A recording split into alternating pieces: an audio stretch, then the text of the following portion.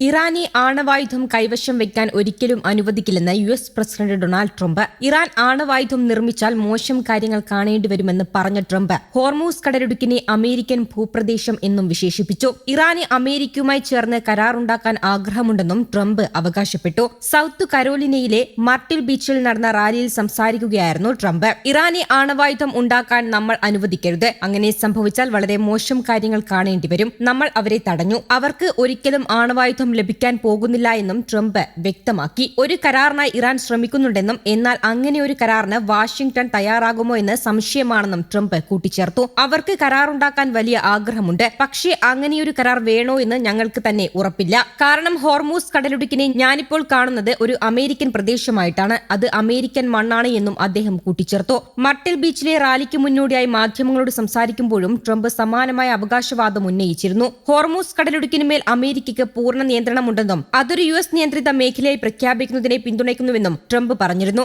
ഇറാനെതിരെ ഉപരോധം നിലനിൽക്കുന്നതിനാൽ ഹോർമൂസ് കടലിടുക്കുമായി ബന്ധപ്പെട്ട മേഖലയിൽ യുഎസിന് പൂർണ്ണ നിയന്ത്രണമുണ്ടെന്നും ട്രംപ് അവകാശപ്പെട്ടു. അടുത്തിടെ ട്രംപ് ട്രൂത്ത് സോഷ്യലിൽ പങ്കുവച്ച പോസ്റ്റിൽ ഹോർമൂസ് കടലിടുക്കിനെ യുഎസ് ഭൂപ്രദേശമായി ചിത്രീകരിക്കുന്ന ഒരു AI നിർമ്മിത പോസ്റ്റ് പങ്കുവച്ചിരുന്നു. ഇറാന് സാമ്പത്തിക പിന്തുണ അടക്കം നൽകുന്ന രാജ്യങ്ങൾക്ക് കനത്ത സാമ്പത്തിക പ്രത്യാഘാതങ്ങൾ ഉണ്ടാകുമെന്നും ട്രംപ് മുന്നറിയിപ്പ് നൽകി. ട്രംപിന്റെ അവകാശവാദങ്ങൾ തള്ളിയ ഇറാൻ ഉപവിദേശകാര്യമന്ത്രി ട്രംപിന്റെ വ്യാമോഹങ്ങൾ തങ്ങൾ തിരുത്തുമെന്നും പ്രതികരിച്ചിരുന്നു. ഇറാന്റെ സുപ്രീം നാഷണൽ സെക്യൂരിറ്റി കൌൺസിൽ തലവൻ മൊഹ്സൻ റസായിയും ട്രംപിന്റെ പരാമർശങ്ങളെ വിമർശിച്ചു. ഉപരോധം പിൻവലിക്കുക, മരവിപ്പിച്ച ഇറാനിയൻ ആസ്തികൾ വിട്ടുനൽകുക തുടങ്ങിയ ആവശ്യങ്ങൾ അംഗീകരിക്കാതെ ഹോർമൂസ് കടലിടുക്ക് വീണ്ടും തുറക്കില്ലെന്നാണ് ഇറാന്റെ നിലപാട്. അതേസമയം ഇറാനെ സാമ്പത്തികമായി ഞെരുക്കാനുള്ള പുതിയ നീക്കം പ്രഖ്യാപിച്ച് യുഎസ് പ്രസിഡന്റ് ഡൊണാൾഡ് ട്രംപ് രംഗത്ത് വന്നു. ഇറാനുമായി വ്യാപാര ബന്ധം പുലർത്തുന്ന ഏത് രാജ്യവും കനത്ത സാമ്പത്തിക പ്രത്യാഘാതങ്ങൾ നേരിടേണ്ടി വരുമെന്ന് മുന്നറിയിപ്പ് നൽകിക്കൊണ്ട് ട്രംപ് ഇറാനെതിരെ ഇക്കണോമിക് ഡേ പ്രഖ്യാപിച്ചു. എണ്ണക്കടത്ത്, സ്വാപ്പ് ലൈനുകൾ, പണമിടപാടുകൾ, എക്സ്ചേഞ്ച് ഹൌസുകൾ, കപ്പൽ രജിസ്ട്രേഷനുകൾ, വ്യാജ കമ്പനികൾ ഇവയെല്ലാം ഉടൻ തന്നെ അവസാനിപ്പിക്കണം.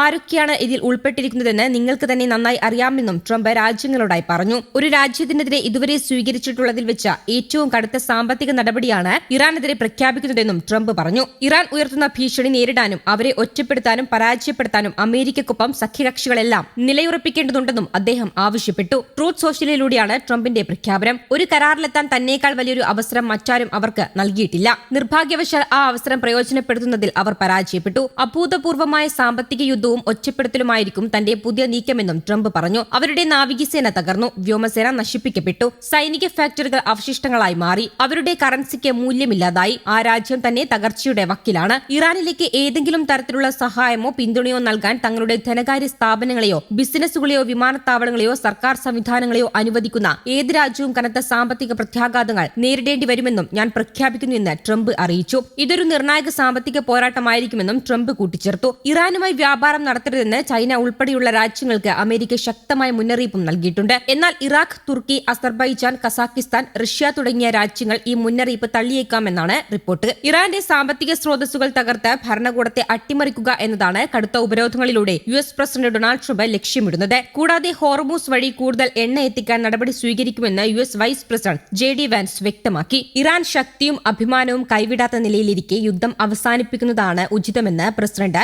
മസൂദ് പെസഷ്കിയാൻ പറഞ്ഞു. ഇറാനെതിരെ വീണ്ടും ആക്രമണമുണ്ടായാൽ അതിന് ശക്തമായ തിരിച്ചടി നൽകുമെന്നും അദ്ദേഹം മുന്നറിയിപ്പ് നൽകി. വെള്ളിയാഴ്ച ഇറാനിയൻ മെഡിക്കൽ സൊസൈറ്റിയുടെ ഇസ്ലാമിക് അസോസിയേഷൻ ജനറൽ അസംബ്ലി സംസാരിക്കുകയായിരുന്നു അദ്ദേഹം.